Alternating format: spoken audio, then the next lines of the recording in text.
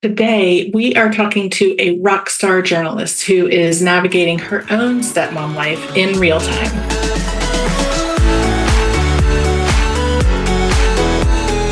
I'm Cameron. I spent years building my career and creating a life I loved. And when my Prince Charming finally showed up, he had 4 kids in tow. Fast forward through lots of mistakes made and lessons learned, step-family life was much more complicated than I realized. If you're looking for help with blended family life, you're in the right place. Welcome to the Stepmom Diaries, where we keep it real as we dish about all the things. This is your weekly dose of blended family inspiration and encouragement. You're not the wicked stepmother, so let me help you find your fairy tale ending. Come on, let's do this.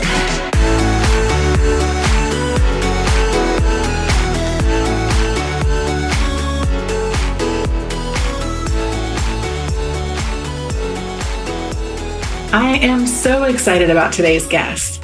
Jamie and I actually met a few months ago when she interviewed me for a piece that she did on KCAL News Morning about the Stepmom Summit, and her enthusiasm was contagious. I loved chatting with her and knew that I had to have her on the podcast.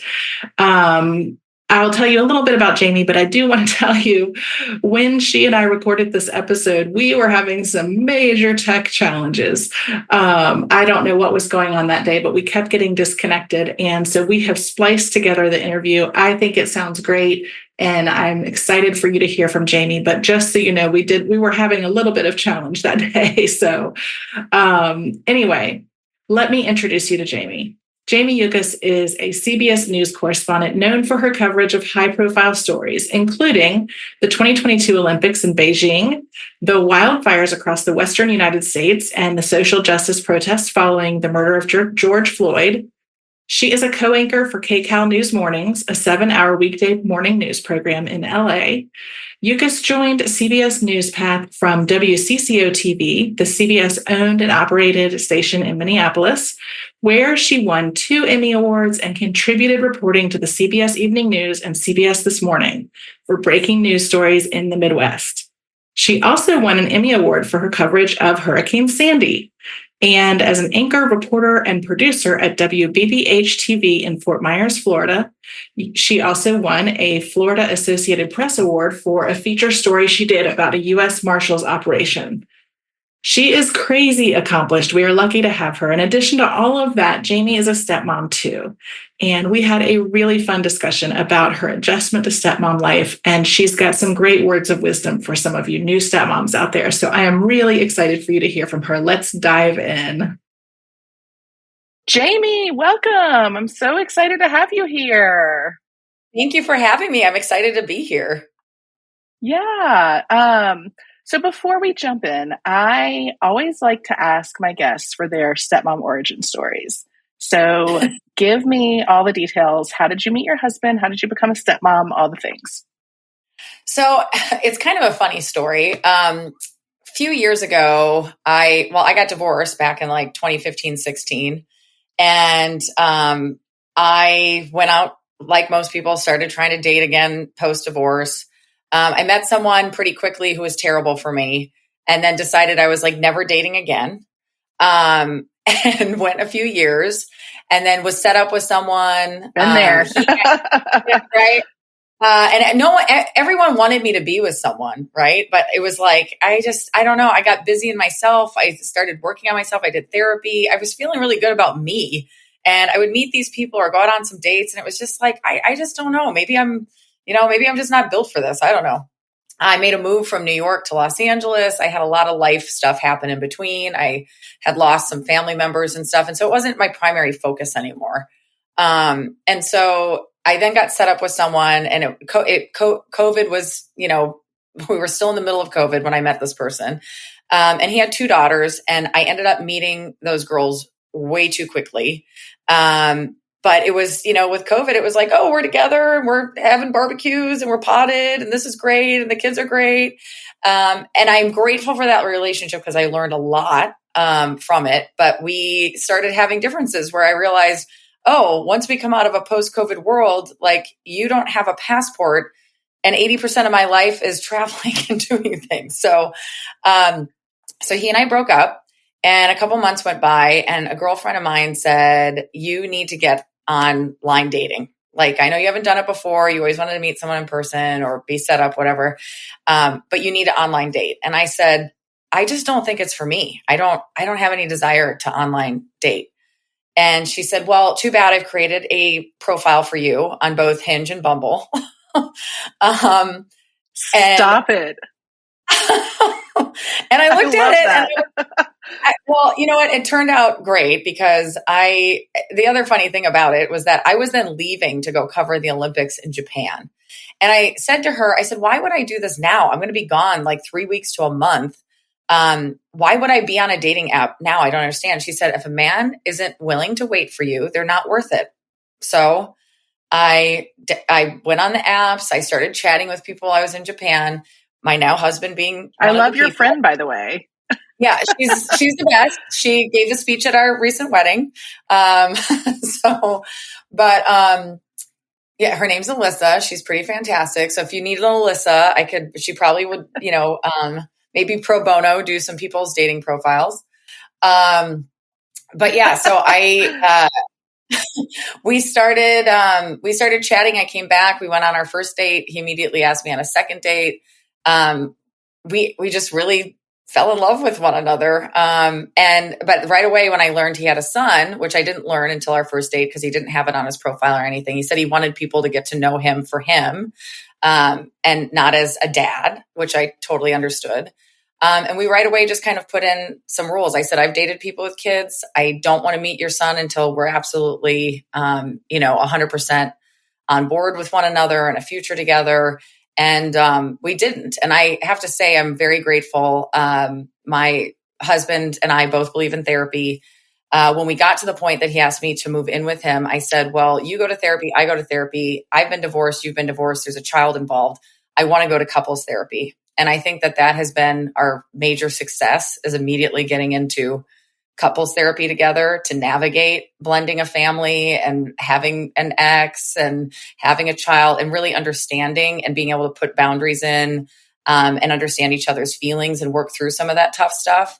So I'm always really grateful that he was as open as he was to doing that with me. And I think it's served us very well. I love that. And our family, we're big believers in therapy too. We all have therapists and it's just such a gift. I mean, it really is.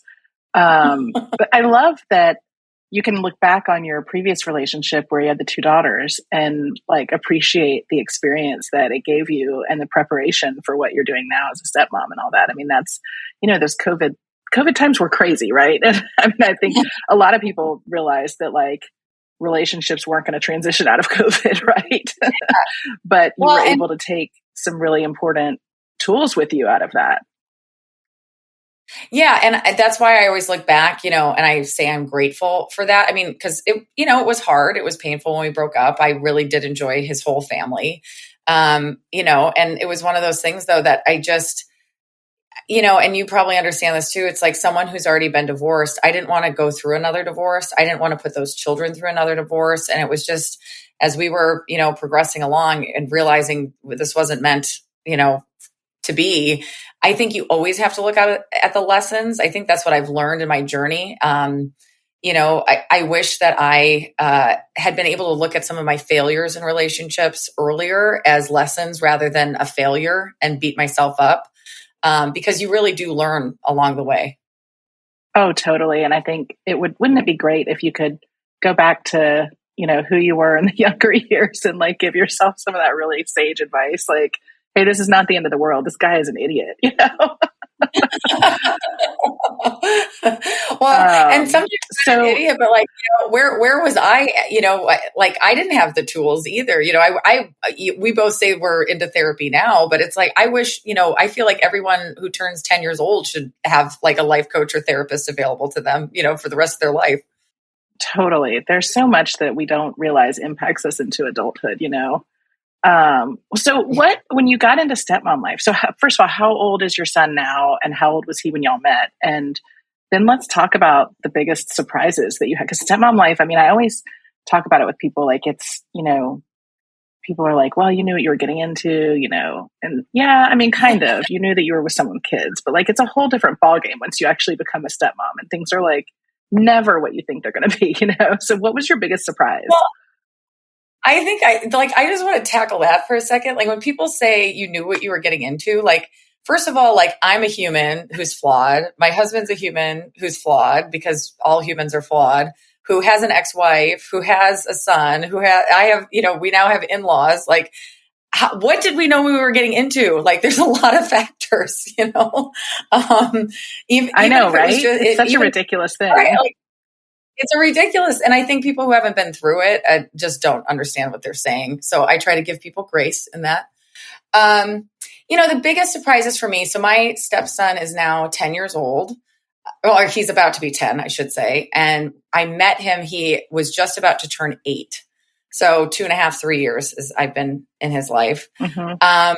And I think my surprises are like the more I talk to other stepmoms, and the reason I wanted to talk to you and even do this is that I think all of our surprises are sometimes the same, just comes in like different packaging. I entered this of like, I'm a really fun person. I love kids. I had done work with like Nickelodeon. I have tons of children in my life. Like this was going to be, I was going to enter and I was going to be the fun one. And, the ex-wife was going to love me. And we were going to all be one big happy family and get along and, understand each other's feelings and kumbaya, be hippy dippy together. And it was all going to be fantastic. And then people's feelings. Aren't those fantasies amazing? Well, they are. And they truly, I think when you start looking at them as fantasies, that's when you can kind of give yourself grace of like, what on earth were you thinking? So some of the surprises for me. Yes, I know. Well, I think the more I talk to people, that's what I come to realize is that everyone thought that, right? Like I was a badass career woman, like knew who I was, had done this therapy, knew what I was looking for in a relationship, had learned my lessons in other relationships, entering, this great relationship, like everything was going to work out. It was all going to be amazing. And then, and then I think, like a lot of, I think stepmoms too, I think a lot of dads, and not just my husband, but I've witnessed a lot of dads, they go along to get along. And I think that works when there's someone else not involved or in the picture, can fix the washing machine on a weekend as needed, can drop everything to take your kid to karate. But as someone then enters the picture and, has needs and wants boundaries, there's difficult conversations that end up happening and feelings get hurt. And, I think the biggest surprise to me was that there was no understanding and I felt like no wanting of understanding my perspective or where I was coming from entering the situation. Oh, that is the truth. And it's so funny because I know, you're talking about the fantasy of kind of coming in, and I had the same thing. It's like, I was a child of divorce. And so I knew like how I didn't want to handle things. And, all my friends had kids and I'm like, I'm nice. Like, how could you not like me? I'm fun, and, yeah, it's a little more difficult, right? Well, yeah. So how's y'all's relationship with the ex?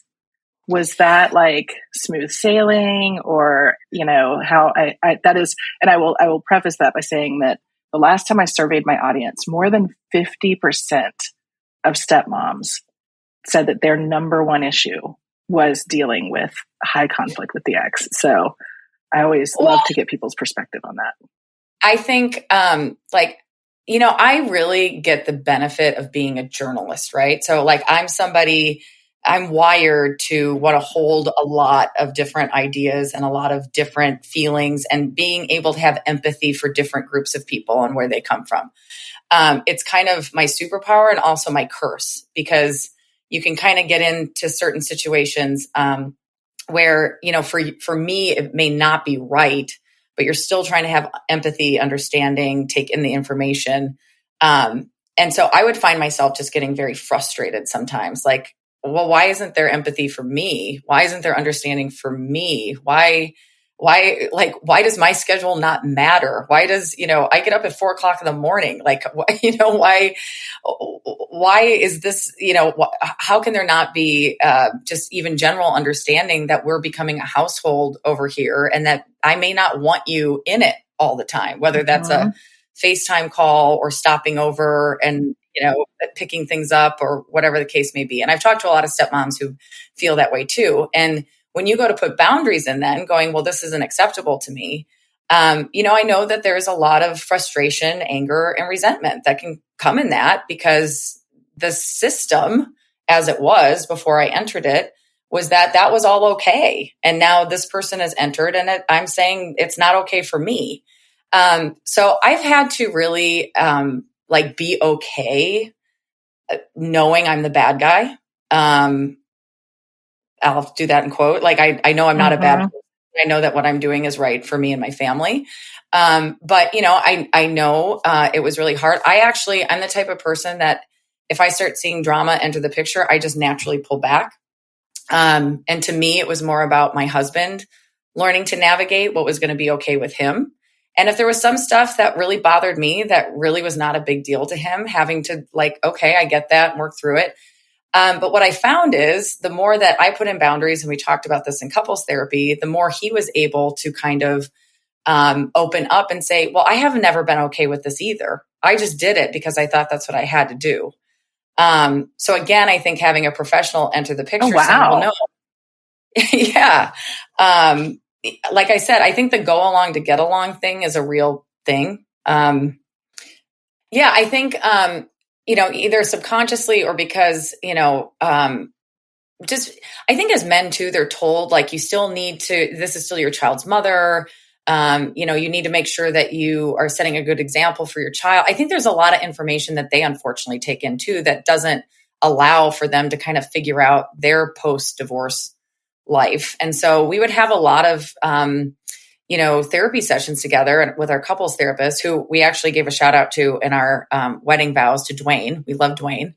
But Dwayne would say things like, where he was like, Doug, do you think it's okay to have an emotional threesome? Because it sounds like that's what's happening right now. And I think, my now husband would go, well, no, that's not what I'm looking for. And so I think having the proper guide again to kind of unpack some of this that you've maybe found yourself in and you didn't feel comfortable, but maybe you haven't done enough work or been told the right things by people, or had a good example, then, I think you find yourself in these situations that get very tricky. I won't ever forget, there was, the weekend that I was supposed to be moving in, and my husband and I actually took our time with me moving in with this, because I was moving into he and his son's place. And our therapist had advised us, slowly move things in. Don't move things all in one day. Don't make it this big dramatic production. And so I'd been slowly moving things in, but it was the day that, a couple pieces of furniture were going to be coming and, some boxes needed to go into storage. And it was a really big day for me. And I felt like for us. And I remember the ex calling saying she needed her bike put together right now. And I was just I'm not okay with that. First of all, as an independent woman who's divorced, I had to learn to go take my bike to a bike shop and have it fixed. Right. And I'm in with you, and I'm not okay with that. And I remember that being one of the first times that I went, this is not going to be as easy as I thought it was going to be. I, as someone, again, I think where I like to hold a lot of different ideas and try to see things from different perspectives, I do feel I made mistakes where I was maybe a little too vulnerable or a little too open or looking for that relationship that we hadn't really established, the ex and I, and wanted to make assumptions because I love this human who once loved that human. So why can't we all love one another? And so I think if I had to do things over again, I probably would have been slower being as open as I was, because I'm sure to her then the closing off felt very closed. And so if I could do something over again, that's what I would do. And, I now at this point, I really, it eventually got contentious with some things. that, I just said, I know legally she's not accurate in this, but I'm not the one in the fight. So you guys can figure that out on your own. My husband and his ex then entered co-parenting therapy, another therapist in our life, who I think was really good for the situation. And now I think there's understanding about how the household should operate and how the communication should be. And once they entered that, I completely took myself out of anything, and anything that's come up that's been contentious, whether it be, my stepson wanting me to volunteer at school, but she doesn't want me there because of established relationships. I just go, I'm out. And I'm okay with that for now. My stepson and I have a great relationship. I love him dearly. We have a lot of conversations together and talk a lot about feelings and making sure we express ourselves. So I'm not worried about that impacting or I'm not worried about him thinking I care less than I do, or I'm not as involved. I try to just find the places that feel comfortable for both of us without finding myself in a situation that's going to create drama or make things uncomfortable. Because I'm always looking at it through the lens of my stepson. I have to, and I feel when I talk to other stepmoms, I try to, and I think this is because of my background as a journalist, take my ego out of it. It's not about me, right? It's about him and looking through the lens of him. And I've always been able to do that, whether it's different political parties or, religions or ideologies or different spectrums, or, even right now with wars going on, being able to hold a lot. So I just try to keep myself there and not worry about me and how I may be perceived. And I think also once my husband and I got married, that really was a game changer for me psychologically of like, well, this is now my household.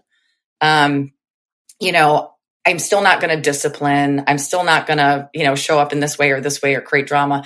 But I am allowed a voice and I am allowed to share my feelings. And even in doing this podcast, I think before we were married, I never would have probably been on a platform like this. And now I feel comfortable because I do feel like I've learned a lot. And I feel like stepmoms don't have any resources to turn to.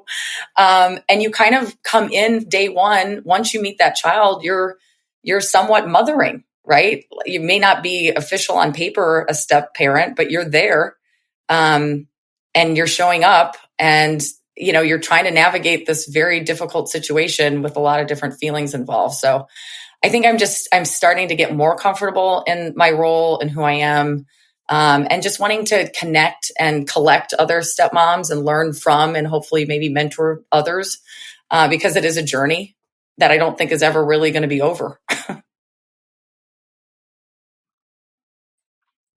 That's so true. And I'm going to talk to you about that offline because I'd love to have you get involved with reaching out to other stepmoms. But there's so much in what you just said that is amazing and like so spot on. And I think, first of all, I love looking at this through the lens of empathy. And that's something that I think is sometimes easier to do with the kids than with the ex sometimes for stepmoms. But thinking about your relationship with the kids and, what they're thinking about all this. And I love that you have these open conversations with him because I did the same thing. And it's so important to just be able to say like, hey, I know this probably isn't super easy for you and you might have some weird feelings. Let's talk about it. That's just amazing to me that you have so much empathy for your stepson. And I do think sometimes it's easier to have empathy for the kids than the ex, but it sounds like you've kind of got it all the way around. And I think that it's important what you've been able to do, like to have those conversations with him and be really open about stuff, because I think a lot of stepmoms that I talk to have a hard time kind of acknowledging the elephant in the room and saying like, hey, I know this isn't always easy for you. You may not always love this situation, but, I'm excited to have these conversations and get to, build our relationship and all that kind of stuff. I had a friend who really did something wonderful that when my husband was my fiance, when he and I got engaged, she gave us these cards called Our Moments. And they're little cards that have one question on them. And they're for kids, they're for families, there's adult ones, they can be for couples. And so we actually pull those out. We have a no device policy at the dinner table, but we'll pull these cards out and ask a question. And I found that instead of, because I find, especially with a little boy, I always want to be age appropriate. And sometimes it's just hard for boys to talk about their feelings. So to me, this is a way to have the little question card, and then it starts a whole conversation within, the family. And, it can be everything from like, what's your favorite meal that you had as a kid to, when do you have a hard time at school, or, whatever the case may be, where it just really does draw out more information. Where we don't try to, like, I hate when I hear parents, and I've heard it on both sides, interrogate a kid, or ask questions that are just not age appropriate, like they don't understand what, is being said to them or talked about. And so I find that this is a really useful tool. So hopefully other people, that might be something that works for them. Oh, that's great. I love that. I also, what you were talking about with boundaries, I think that is such an important thing for especially new stepmoms to be able to get comfortable with. And it's also one of the hardest things that I think stepmoms have to deal with, because like you were talking about, they may have a spouse who wasn't used to setting a lot of boundaries with the ex, or like doesn't necessarily understand, even though they really want to, right? Like doesn't necessarily understand where you're coming from on all this.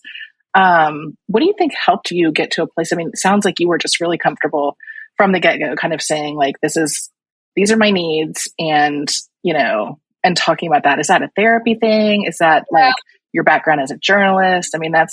It's so important. I don't want people to get the impression that was super easy for me, because I remember, much like the day that we were moving in with one another, I did struggle of, he wants to show his son being kind to a woman putting together his bike that also happens to be that child's mother on a day that I'm moving in. And so, I was trying to understand his feelings of why he wanted to leave our household to go do that. And I was still very frustrated. And I don't know that first conversation went that well. But then when things came up, like I was being told what days to take vacation days to go on a couples trip that I was not comfortable with going on. That's when I think, I was able to say, no, my job is super demanding. I get to decide when I take my vacation days. I appreciate that and I even said to my husband, I trusted him fully. I said, you can go on your own with that couple's vacation if you want to celebrate a birthday, but I'm not going. And I think that's where I ended up just in those moments where I really knew like this, I'm going to be so uncomfortable. I'm not going to be able to feel like myself. I'm not going to actually show up in the best way for these other people who are mutual friends. That knowing that, I was able to kind of put my boundaries in place with those types of things. And I think that just helped us build then to the other boundaries. But, it is hard because, when you start putting in boundaries, whether it's with your own family or it's friends that you've had for a long time, if they're not established, it's difficult for people and they want to rail against them because they've always had this access or, you've been available to them or whatever the case may be. That I think I've just been through so much in life that I'm just not willing to put up with stuff anymore. And I also believe as a woman, once you turn 40, you do kind of have this, for lack of a better term, I don't give a shit. Like, this is how I feel. Amen.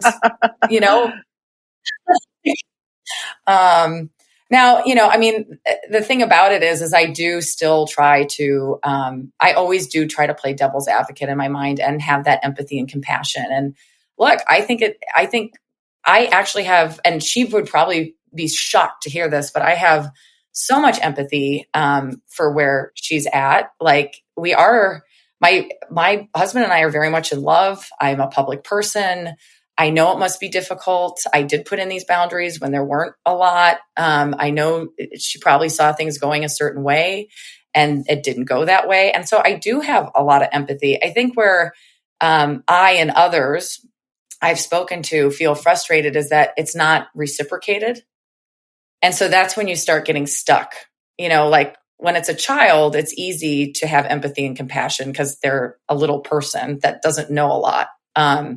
When you start getting into it with the ex or maybe even in-laws or whoever the case may be, and they're not understanding it from your perspective, I think that's where I watch a lot of stepmoms get into a difficult position. Uh-oh. And I would say I even at moments, was not my best self of like, are you kidding me? Like, put yourself in my shoes here.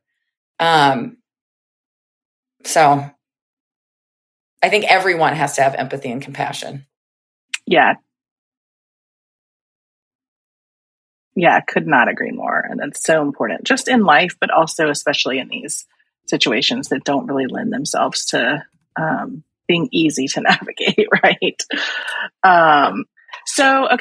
So we first met a few weeks ago when you had me on your show and we were talking about the Stepmom Summit. And I was so excited when your producer reached out because I have felt for a long time, and, I'm in the media some talking about stepmom stuff and stepfamily stuff, but it is something that I feel so strongly about. It's not covered enough. And, with the number of blended families out there, like more than 40% of American families and 1,300 forming every day. And by the way, that statistic is like 20 years old.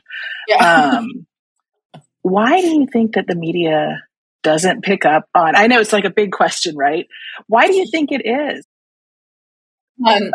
So I don't think it's covered in the media for a couple different reasons. I think this sounds silly, but I do wonder, we all have this beautiful idea that like we're still going to grow up and get married and be in love forever, and it's going to last for 50 years and nothing bad's ever going to happen. We'll have children. And I think we still want that idea. We want the fantasy. When that doesn't happen for 40% of families, I also think, what I find fascinating is that I go into a room and there are plenty of step parents in media. But I think because none of us really know if we're doing it the right way. And I do think society is hard on women just in general, much less, step parents and ex-wives and, everything that they have to deal with. I think we're just so scared to talk about it just in general, which then bleeds into, well, is that the right thing to say? Well, your parents are divorced. What do you think? Well, how did you grow up? And people aren't comfortable being vulnerable. I think that's where I, as a journalist at this stage of my life, feel that my best stories are when I can be vulnerable and talk about things I've been through or connect with people. But there's a lot of journalists who don't feel comfortable in that at all, and may just feel comfortable in their specialized area, even though they could give back in other ways. So I think it's just making everybody a little bit more comfortable that like, we're going to embrace you. This is a community. And that's why I wanted to have you on the show, is that I think you always think you're doing this all by yourself when, in reality, there's a whole community out there of us. But, if your stepkid's in a school where there's not a lot of divorced parents, you may feel like, oh, I'm the only stepmom showing up to baseball practice, or I'm the only stepmom, bringing baked goods to the cookie sale, and like, no one really wants me here. I don't think that's true, but I think it's a story we tell ourselves. So I think until people get more comfortable, I don't think you're going to see a lot of media about it. And I think people get scared, like in being vulnerable, I'm saying a lot of things that could really rub the ex-wife or other family members the wrong way. And if that gets carried back into my household, if I'm a bad person, I'm going to have to deal with that. I would hope that's not the case, because I'm just telling my reality and everyone's reality is different. But, you are putting yourself out there in a big way of saying it's not perfect. And I'm okay that it's not perfect. And I'm okay talking about these types of things. And yes, it's hard, but let's get uncomfortable so we can make things better for everybody. I just don't know that a lot of people are wired that way. Yeah, I think that those are all really, really solid points. I mean, it is hard to get out there and be vulnerable. And, for someone that's in the public eye, that's used to, dealing in news stories that are about other people, it is probably difficult to turn the camera around and, have those conversations. I mean, it was on a much smaller scale. It was hard for me when I started doing this. I mean, I came up in a political career where my job was to stay out of the media, So like the idea of me putting myself out there, like even on Instagram, I was like, I don't know. I don't know that I should be like, I have really had to kind of get over that, you know? Well, I do think that's what's but changed yeah, things, because journalists were always told to never be the story. And then social media came up and every news station on the planet went, oh my gosh, be a brand, and then suddenly you're your own story. And so we're all still navigating that too, I think, in a way, but I would hope that that's, it is helpful for these types of, like, I'm not just a journalist. I'm not just a wife. I'm not just a stepmom. I'm all of these things. And, you can come to my page and you can see a news story, and maybe you can learn a little bit about what my experience is like as a stepmom. And hopefully that's okay, because it's not, all about one thing.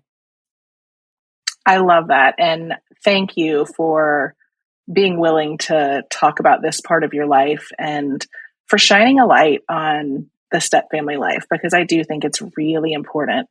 It is a really lonely role, even when you know other people that are step parents, because every experience is so unique. And, I think the people that you're reaching when you talk about it and, here and, on your show and in social media, it is sending them the message that you're not alone, where there is a whole community of us. There is a secret handshake, by the way. It's introducing yourself as a stepmom.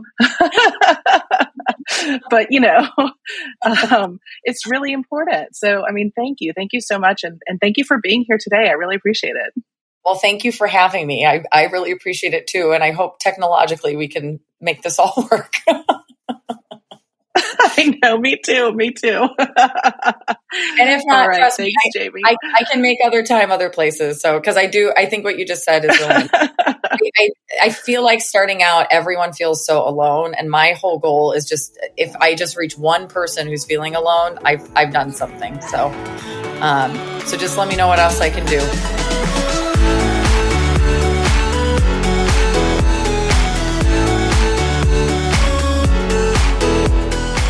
That's it for this week. If you've enjoyed our chat, I hope you'll help spread the word. Share this episode with friends and head on over to wherever you listen to podcasts and leave me a review. And don't forget, for more great stepmom content, head on over to thiscustomlife.com and follow me on social media. Just search This Custom Life on Facebook, Instagram, Twitter, and Pinterest. Until next time, you keep being you and know that we are in this together. See you here next week.